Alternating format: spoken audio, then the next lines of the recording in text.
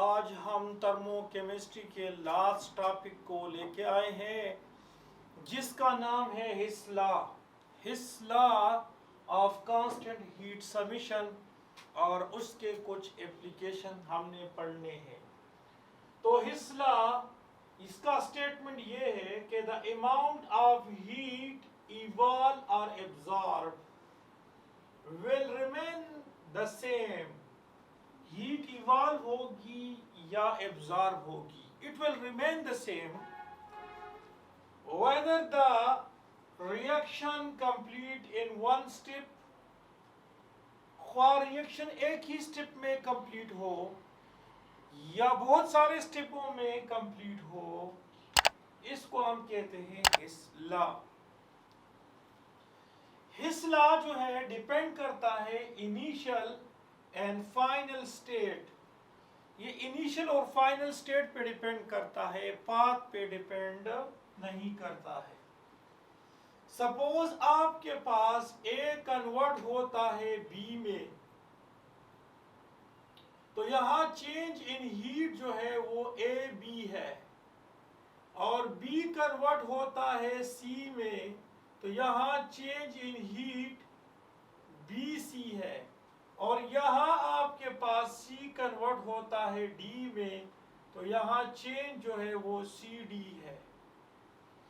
अब यहां पर बात याद रखिए कि ये 3 स्टेपों में कंप्लीट हुआ, लेकिन अगर आप इसको एक ही स्टेप में कन्वर्ट करना चाहे, एक ही स्टेप में, तो ये देखिए ये आपके पास change in A D, direct A जो है वो डी में कन्वर्ट हो गया है, और यहां से बहुत सारे स्टेप्स में कन्वर्ट हो गया है। सो ये जो आपके पास एडी चेंज है, ये याद रखिए, इस चेंज को हम कहते हैं कि सिंगल स्टेप रिएक्शन, और ये बकाया 3 स्टेप रिएक्शन। तो ये याद रखिए, अगर आपके पास एक स्टेप में जितना हीट्स इवॉल्व या एब्जॉर्ब हो गया है, तो उतना हीट बहुत सारे स्टेप्सों में इसके बराबर होता है, समेशन के बराबर होता है। तो change in heat A D, ये याद रखिए, change in heat A B plus change in heat B C और plus change in heat C D के बराबर है। तो इनमें से सपोज यहां पर आपके पास 30 जूल एनर्जी वो एब्जॉर्ब हो गई है, जब हम ए को बी में कन्वर्ट करते हैं तो साइन पॉजिटिव में होगा।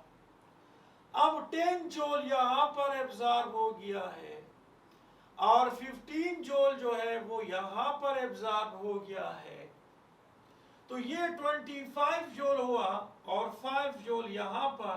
तो ये देखिए 10 जूल प्लस 15 जूल और यहां पर 5 जूल, और ये बराबर है 30 जूल के बराबर है। तो ये एक ही स्टेप में कंप्लीट हुआ, ये बहुत सारे स्टेपों में कंप्लीट हुआ, इसका समीशन एक स्टेप के बराबर होता है। तो इट मींस ये डिपेंड करता है इनिशियल स्टेट पे और फाइनल स्टेट पे डिपेंड करता है, पाथ फॉलो पे डिपेंड नहीं करता है। अब याद रखिए, इसके हमारे पास बहुत सारे एप्लीकेशंस है, बहुत सारे इसके एप्लीकेशंस है। एप्लीकेशन ये है कि इससे हम हीट ऑफ कंबस्चन वो हम इनडायरेक्टली मेजर करते हैं by Hess law. Heat of combustion, ये देखिए, हीट ऑफ कंबस्चन मालूम करते हैं। सपोज आपके पास एक कार्बन डाइऑक्साइड ऑक्सीजन की मौजूदगी में जलाते हो तो कार्बन डाइऑक्साइड बनता है, तो ये एक आपके पास सिंगल स्टेप रिएक्शन है। ये देखिए, ये आपके पास है सिंगल स्टेप रिएक्शन, ये सिंगल स्टेप रिएक्शन हुआ। अब सबसे पहले आप इस तरह यूं करते हैं कि इससे पहले limited amount of oxygen supply करते हो कार्बन के जलाने को। यहाँ कार्बन मोनोऑक्साइड बनता है, तो ये एक सिंगल स्टेप रिएक्शन है। तो यहाँ पर ये एक स्टेप ये हुआ। अब कार्बन मोनोऑक्साइड को फर्दर जो है उसकी ऑक्सीडेशन होती है और कार्बन डाइऑक्साइड बनता है, और ये स्टेप नंबर 2 है। अब देखिए हम क्या करते हैं, इन दोनों को सम अप करते हैं। तो अगर इन दोनों को अगर सम अप कर दे तो कार्बन है, यहाँ कार्बन मोनोऑक्साइड है, और यहाँ पर आपके पास ऑक्सीजन, यहाँ कार्बन मोनोऑक्साइड, और ये कार्बन डाइऑक्साइड। कार्बन मोनोऑक्साइड के साथ खत्म, तो कार्बन ऑक्सीजन के साथ रिएक्ट करने के बाद कार्बन डाइऑक्साइड। तो ये वाला इक्वेशन इस वाले इक्वेशन के बराबर हुआ। तो यहाँ जितना हीट इवॉल्व हो गया है वो यहाँ पर भी इवॉल्व होगा, इन दोनों स्टेपों में भी उतना ही इवॉल्व होगा। तो ये एक स्टेप में कंप्लीट हो गया है, ये 2 स्टेपों में कंप्लीट हो गया है। सो याद रखिए इन दोनों स्टेप का जिसमें हीट ऑफ कंबस्टन इवॉल्व हो गया है, दोनों स्टेप वो इस 1 स्टेप्स के क्या है, बराबर होता है। इस तरह से याद रखें हीट ऑफ सॉल्यूशन भी हम मालूम कर सकते हैं। हीट ऑफ सब्लिमेशन मालूम करते हैं, हीट ऑफ सब्लिमेशन इससे मालूम करते हैं। सपोज आपके पास है आयोडीन 2 सॉलिड स्टेट में है, और यहां आपके पास है हाइड्रोजन जो कि गैसियस स्टेट में है, और यहां आपके पास है हाइड्रोजन आयोडाइड जो कि गैसियस स्टेट में है। अब क्या होगा, यहां पर चेंज इन हीट होगा, चेंज इन एंथैल्पी होता है। सपोज वो x के बराबर है, तो हमारे पास यहां पर आयोडीन 2 जो है वो गैसियस फॉर्म में है, और यहाँ हाइड्रोजन है जो कि गैसियस फॉर्म में है, और यहाँ पर बनाता है हाइड्रोजन आयोडाइड गैसियस फॉर्म में। यहाँ चेंज इन हीट जो है वो y के बराबर है। सर आप कहते हैं यहाँ पर heat change in heat x के बराबर है, यहाँ पर y के बराबर है, तो ये किस तरह से? देखिए यहाँ पर आप फिजिकल स्टेट को लिखते हो, तो ये फिजिकल स्टेट सॉलिड स्टेट है और यहाँ पर गैसियस स्टेट में है। तो अब देखिए क्या करो, हीट ऑफ सब्लिमेशन, सब्लिमेशन कहते हैं कि एक सॉलिड सब्सटेंस डायरेक्ट वो गैस में कन्वर्ट हो जाए without passing into a liquid state. तो देखिए हम क्या करते हैं, इन दोनों को सब्ट्रैक्ट करते हैं। तो देखिए ये अगर हम सब्ट्रैक्ट करते हैं तो सॉलिड और गैस, तो यहाँ पर आयोडीन 2 होगा जो सॉलिड स्टेट में होगा, माइनस आयोडीन 2 होगा जो कि गैसियस स्टेट में होता है। ये प्लस ये गैसियस ये इसके साथ क्या होता है, खत्म। ये प्लस प्लस और ये माइनस, ये खत्म। ये देखिए इन दोनों को चेंज इन हीट, ये x माइनस वाई है, और यहां आपके पास क्या होगा, ये 0 के।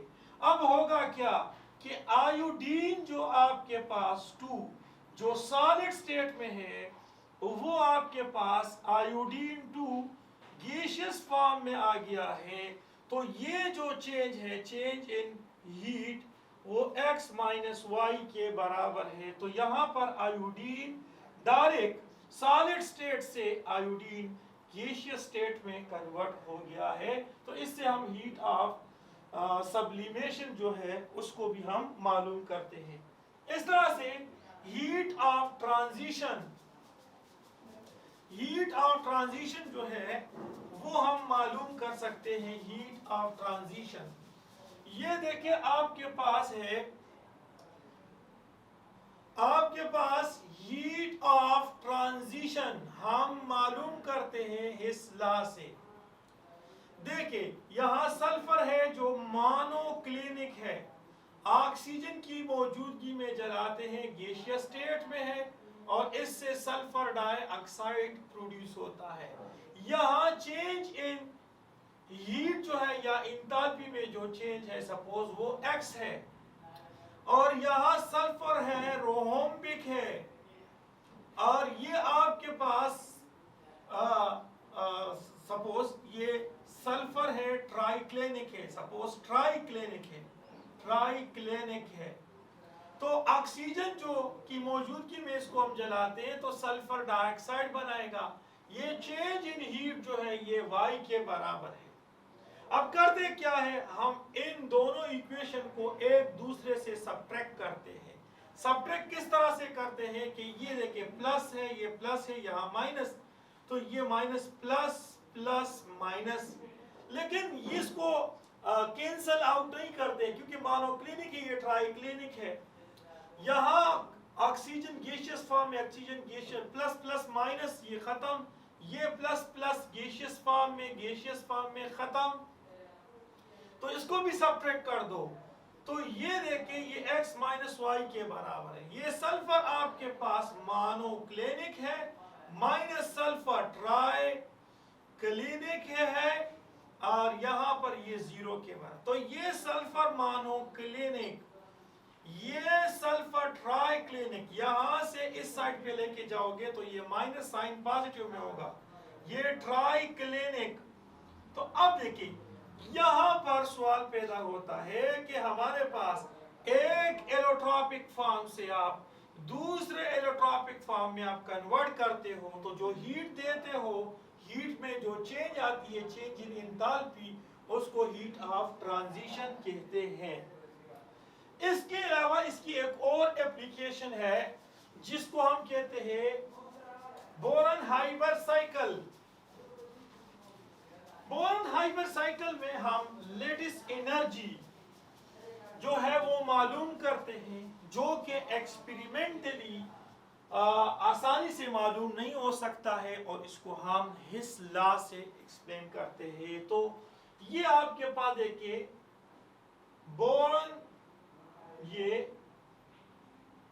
बोरन-हाइबर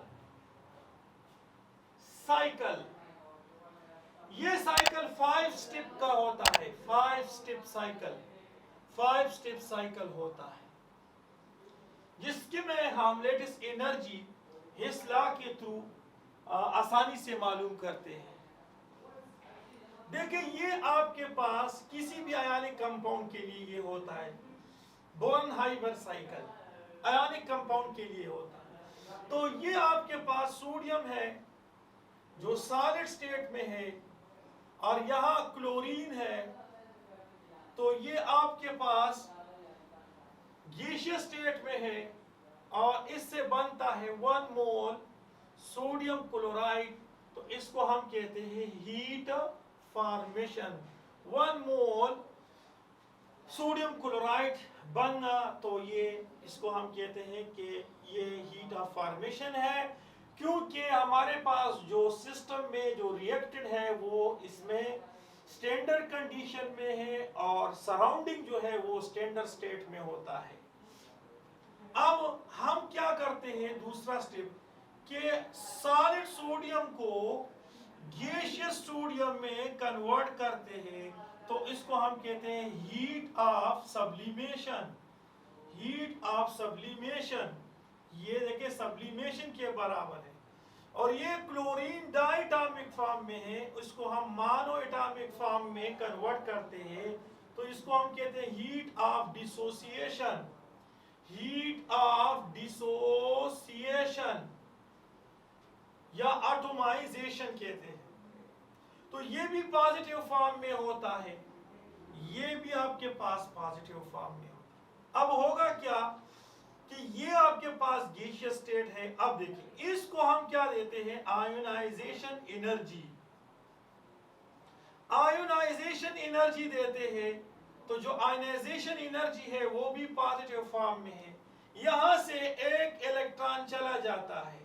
आयोनाइजेशन एनर्जी क्या है, आइसोलेटेड गैसियस एटम को ये केटाइन गैसियस आयन में कन्वर्ट करते हैं, तो इसको हम आयोनाइजेशन एनर्जी कहते हैं। और यहाँ सोडियम से इलेक्ट्रॉन क्लोरीन की तरफ आते हैं, क्लोरीन उसको अट्रैक्ट करता है और क्लोरीन पे नेगेटिव चार्ज आता है और यहाँ पर साइन नेगेटिव होगा, इसको हम इलेक्ट्रॉन एफिनिटी कहते हैं या इलेक्ट्रॉन गेन एंथैल्पी कहते हैं, जो कि नेगेटिव फॉर्म में होता है और ये भी आपके पास गैसियस स्टेट में है। अब देखिए, अगर आपके पास गैसियस कैटायन है और गैसियस एनायन है, ये दोनों कंबाइन होते हैं तो ये सॉलिड सोडियम क्लोराइड को प्रोड्यूस करेगा, सॉलिड सोडियम क्लोराइड को प्रोड्यूस करेगा और इसको हम कहते हैं लैटिस एनर्जी, लैटिस एनर्जी। और ये लैटिस एनर्जी यहाँ पर नेगेटिव फॉर्म में होता है। हाँ, लैटिस एनर्जी पॉजिटिव फॉर्म में भी होता है नेगेटिव, लेकिन यहाँ पर नेगेटिव क्योंकि यहाँ पर सोडियम गैसियस आयन है, क्लोरीन गैसियस आयन है और ये सॉलिड सोडियम क्लोराइड बनाता है, तो इससे जो एनर्जी रिलीज होती है उसको हम लेटिस एनर्जी कहते हैं। अब देखिए, ये आपके पास एक स्टेप में हो गया, ये आपके पास बहुत सारे स्टेप्स में, तो देखिए 1 2 3 4 5, ये 5 स्टेप में है और ये 1 स्टेप में। तो ये 5 स्टेप हीट ऑफ फॉर्मेशन वो बराबर होता है हीट ऑफ सब्लिमेशन के और हीट ऑफ डिसोसिएशन के, और यहां पर फिर ये बराबर होती है आयनाइजेशन एनर्जी, फिर माइनस इलेक्ट्रॉन एफिनिटी, फिर माइनस लेटिस एनर्जी। तो ये याद रखिए, लेटिस एनर्जी हम फाइंड आउट कर सकते हैं यहां से। अगर आपको ये मालूम हो, ये सारा मालूम हो, तो you can find out lattice energy with the help of Born Haber cycles, जो कि एप्लीकेशन है Hess law of constant heat summation का। हमारे पास एक रिएक्शन टाइम कंज्यूमर है, वो टाइम ले रहा है, वो रिएक्शन हमारे पास जब होता है नेचर में तो वो एक लंबा चौड़ा प्रोसेस होता है, टाइम कंज्यूमर होता है। हिस लॉ की मदद से हम उसकी हीट ऑफ फॉर्मेशन जो है वो मालूम कर सकते हैं। तो वो किस तरह से, आइए हम जाते हैं और उसको एक्सप्लेन करते हैं कि किस तरह से हम हीट फॉर्मेशन किसी लंबे चौड़े प्रोसेस या टाइम कंज्यूमर प्रोसेस के किस तरह से आसानी से हिस लॉ के थ्रू मालूम करते हैं। सपोज हीट फॉर्मेशन है मीथानॉल का, तो सबसे पहले इसमें कार्बन होना चाहिए, इसमें आपके पास हाइड्रोजन का होना जरूरी है और इसमें ऑक्सीजन का होना जरूरी है, क्योंकि ये जाके ये बनाएगा मीथेन ओल। तो ये आपके पास 1 मोल प्रोडक्ट बनता है और ये आपके पास स्टैंडर्ड एंथैल्पी ऑफ फॉर्मेशन है। ये इस नेचुरल कंडीशन में है और इसका जो आपके पास सराउंडिंग है वो नेचुरल स्टेट में है।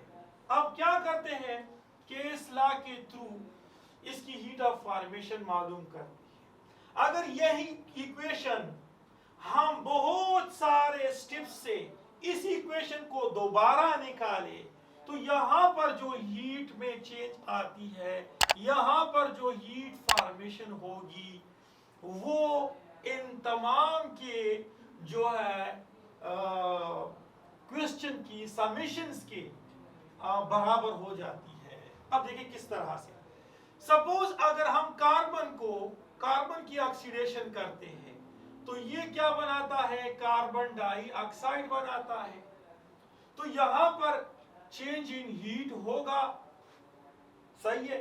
इस तरह से अगर आपके पास हाइड्रोजन है और यहां पर आप वाटर बनाना चाहते हो तो ये आप देखिए यहां H2O बनेगा 1 मोल, ये 1 मोल, और इसको हम क्या कहते हैं, इसको हम कहते हैं हीट फॉर्मेशन, हीट फॉर्मेशन किसका? कार्बन डाइऑक्साइड का। या हीट फॉर्मेशन किसका?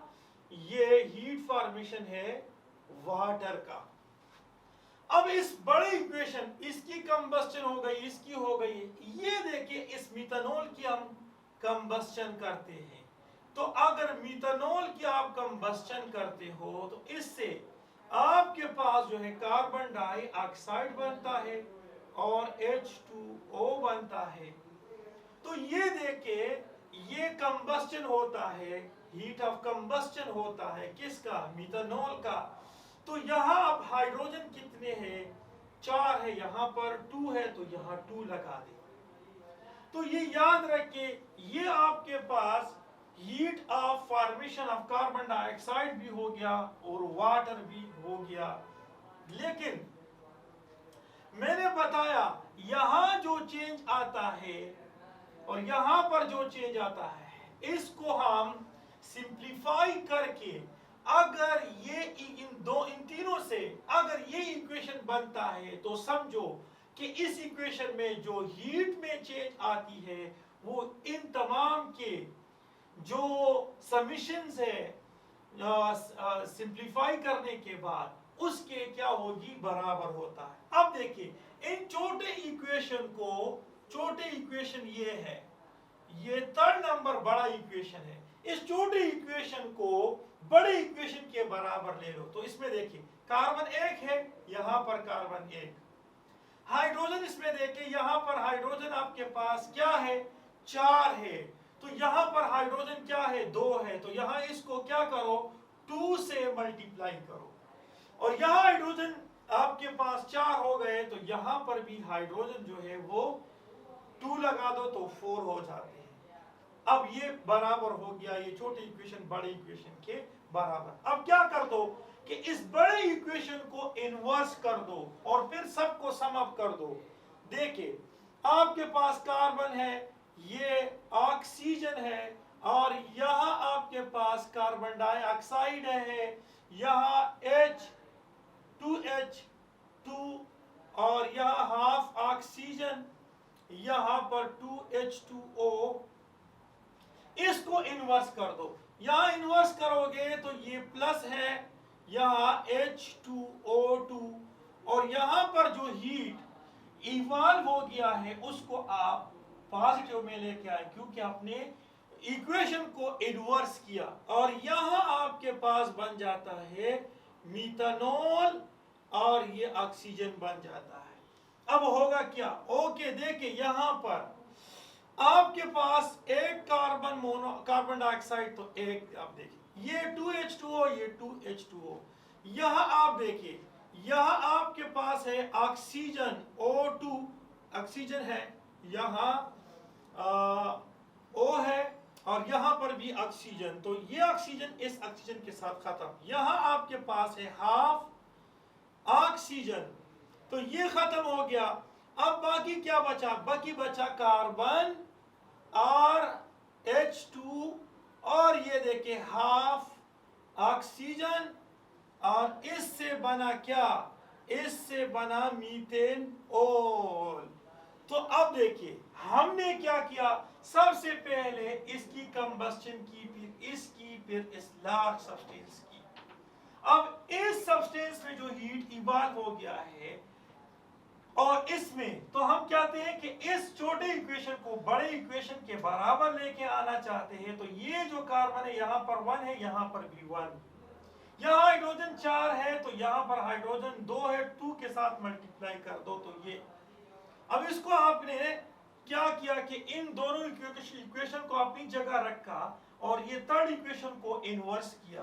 तो यहाँ पर जो हीट इवॉल्व होगा वो भी आप पॉजिटिव में होगा। तो अब देखिए आपके पास ये वाला इक्वेशन जो है, ये देखिए ये वाला इक्वेशन इस वाले इक्वेशन के बराबर, carbon 1 carbon 1, hydrogen H2H2, oxygen half O2 half O2 और यहां मिथेनॉल, ये मिथेनॉल। तो ये इक्वेशन इस वाले इक्वेशन के बराबर होता है।